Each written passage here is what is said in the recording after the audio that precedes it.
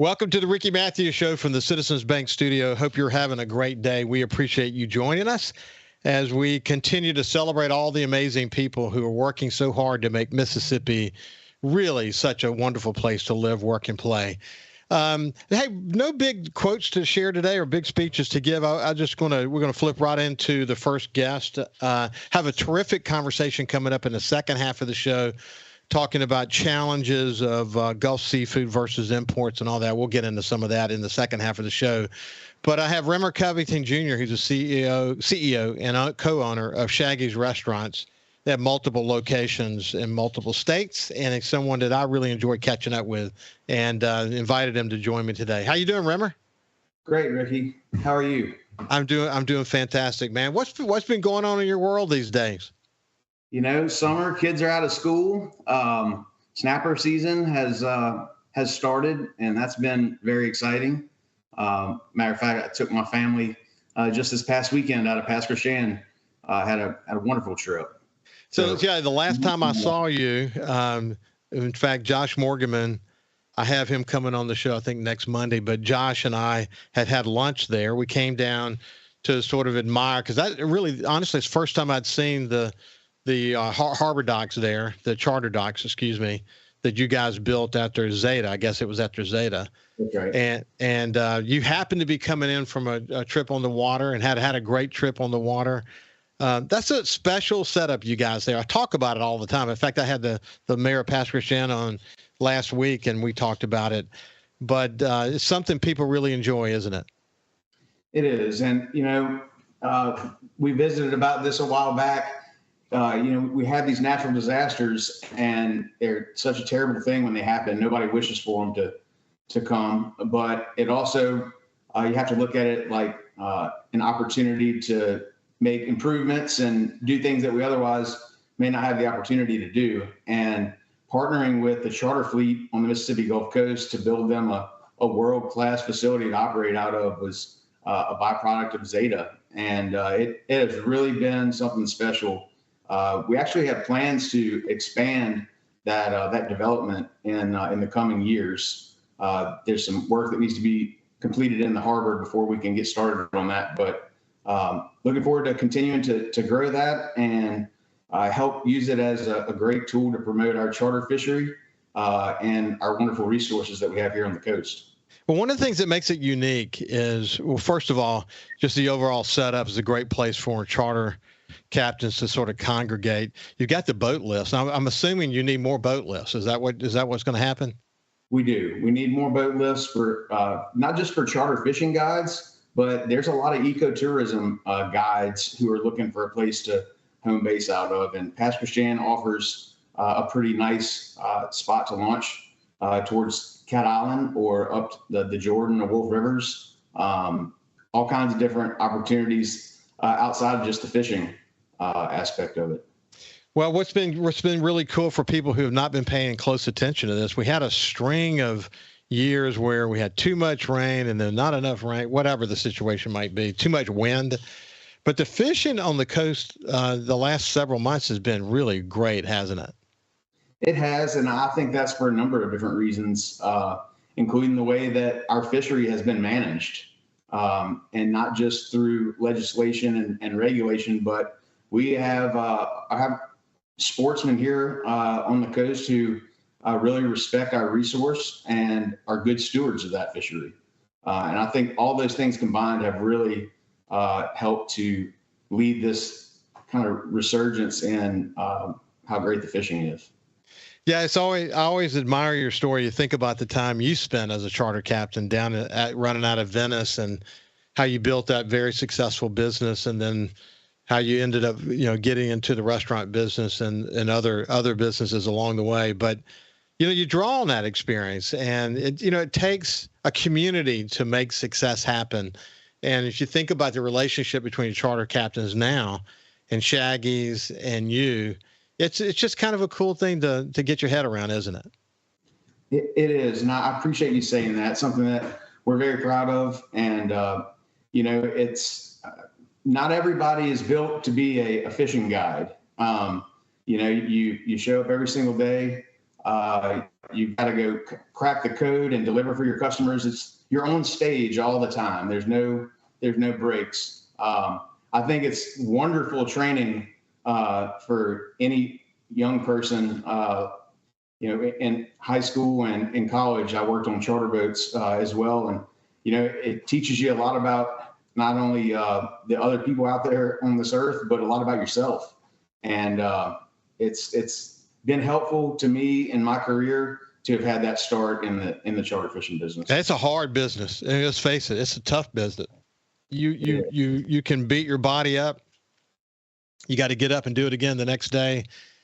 And you've got people who are paying a lot of money. It's a lot of money to them to come in and have, in some cases, maybe the biggest experience of their life. And you know that, don't you? That's right. It is tough, but it's very rewarding at the same time. Especially when you get to introduce children and new people to the fishery, and just kind of see that amazement and awe on their face of this wonderful resource that we have here that they didn't know existed before. And the view from that office is pretty nice too. I miss that a lot. I know you do. Hey, listen, real quick. The Shaggy's franchise, how's it doing? How's business? Where do you have locations these days? So business is great, actually. We have locations on the Mississippi Gulf Coast, Pass Christian, Gulfport, and Biloxi. We have one on the reservoir in the Jackson area, and then one in Pensacola Beach, Florida. So this is our busiest time of year during the summer. But one of the things that's been really cool in the last, I would say, 5 years or so, our tourist season, if you will, or our busy season has expanded from it used to be kind of a Memorial Day to Labor Day type of thing. And now we get cranking about mid-February and things ramp up through spring break. And we have another little lull while people are getting kids finished up with school and graduations and all that. And then we pretty much stay pedal to the metal through the end of October. So it's been nice because it gives us the ability to have more stability with our team. We've got just absolutely wonderful group of managers and team members who I credit all of our success to. They have just this very wonderful way about them, and they have helped to create this culture at Shaggy's that I think people really appreciate whenever they come to visit us.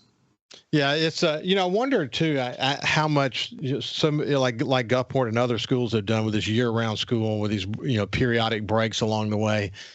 In some respect, that kind of helps communities like ours, where you're kind of spreading it out, where everybody used to be out for those 2 months or those 3 months or whatever they might be. It's more diverse than that now. And I wonder, have you ever got any feel to how that might be affecting your business? So that's a great point. That's something that I believe 2 years ago, the Gulfport School District, for example, went to that. And we certainly have seen a much wider range of, I guess, kids on break, if you will, throughout the year versus, just packing everybody in for the summer or for the weekends. And so that's a great point. I think that has helped us with our local customer, especially. But also think that our state and our tourism folks here on the Mississippi coast have done a fantastic job of really marketing what we have here in Mississippi to offer. And I know that's been a big help as well. Yeah, I think I agree with you. Visit Mississippi Effort, which is a subsidiary of the Mississippi Development Authority. They are very focused on making sure they always have sort of a coastal component to the work that they're doing. I think Judy Young and the current board of commissioners have done a really good job with telling the tourism story here in coastal Mississippi. But then when you add that to, as you so well know, the millions, tens of millions, maybe hundreds of millions of dollars that the casinos are spending very strategically outside this market, when you add all that together, the amount of marketing that's taking place to differentiate the coast market from other markets is extraordinary. Especially when you compare it to non-gaming markets, along the Gulf Coast. It's a big deal. It is. And at the same time, we're delivering a great product, not just Shaggy's, but this market in general is delivering a great product for anyone who comes to visit here. And that's so important. So, hey, when we're getting near the end of this segment, we get back on the other side. We'll talk a little bit about some special community work that you guys are involved in, and I'm assuming that this commitment to giving back to the community has always been important to you. You got some other special things that are happening as well. But since we are, as Cal's giving me the clock, so since we're at the end of this, when we get back on the other side, we'll start to break some of that down. But we'll continue our conversation with Rimmer Covington Jr. He's the CEO and co-owner of Shaggy's Restaurants and former charter boat captain. He's got a great story, and we'll continue the conversation when we get on the other side. We'll see you after this break. Welcome back to the Ricky Matthews Show from the Citizens Bank studio. Incidentally, in the next segment, Chris Nelson from Bon Secours Fisheries in South Alabama, a guy that I worked closely with during the oil recovery efforts in Alabama, is going to be joining us. He's been on the show before. But we're going to talk about some of the challenges in the seafood industry these days as it relates to domestic and imports and all that. So it ought to be a greatly educational meeting, especially in light of the Alabama legislature passing some very distinct labeling legislation recently that will go into effect on October the 1st. So we're having a conversation with Rimmer Covington Jr. He is the CEO and co-owner of Shaggy's, and again, they're in multiple states and doing well. We were chatting during the break that his restaurant in Pensacola is doing well. If you had the opportunity to join us for my conversation with CEO of Hancock Whitney conversation, John Hairston, we talked about in the area that Hancock Whitney does business, Jacksonville down to the name of the city just escapes me, but then on over to Austin. There are, if you look at that area, the Florida Panhandle is just booming right now. Do you see that in your restaurant, in Pensacola? We do. Some of the largest growth that we've seen in the last several years has come from that Pensacola beach market. My business partner and I we developed 14 townhomes in downtown Pensacola. I guess we started that project 4 years ago, and we just sold them last year. And that market's just really, really strong. Lots of people coming from out of state there, new residents. But on top of that, you've got other factors like major investment in our military bases there, and Navy Federal Credit Union just relocated their national headquarters to Pensacola. I think that brought 5,000 new people to that market. Really a lot going on over there. It is booming. I was over at Miramar Beach for a week recently, and every year you can just see more and more people. One of the good things, this is the first time we'd been there since they hadn't had some kind of major road construction going on. So it felt like the traffic was flowing better to me. So that was the good news. Hey, listen, the last time we talked a little bit about what you're doing with the Shaggy's Angler Camp and commitment to kids and all that. How is that effort going? And for people who have not heard about it before, tell us about that. Okay. Yeah, so the Shaggy's Angler Camp was started over a decade ago, and we wanted to introduce kids to fishing, and not just going out on a boat and catching fish, but educate them on the science behind the resource here, how to be good stewards of that resource, and then also the science of how fishing, how science can affect fishing and make you a better angler. And we do that with a series of classroom sessions during the week of the camp. There's actually, I think there's 4 camps this year, 4 week-long camps. But there'll be Monday through Friday, classroom education, and we partner with the USM Gulf Coast Research Laboratory to do this camp, and they do such a fantastic job with the teachers that they have there and their facilities there in Ocean Springs, which is where the camp takes place. But then the last day of the camp, We pay for the charter group of charter boats in Biloxi to take all the kids offshore to go catch their. If sometimes it's their first fish, sometimes it's they've been fishing their whole life, but it's certainly a very cool experience for these young folks to get out there and kind of take what they learned in the classroom and then apply it to the actual fishery.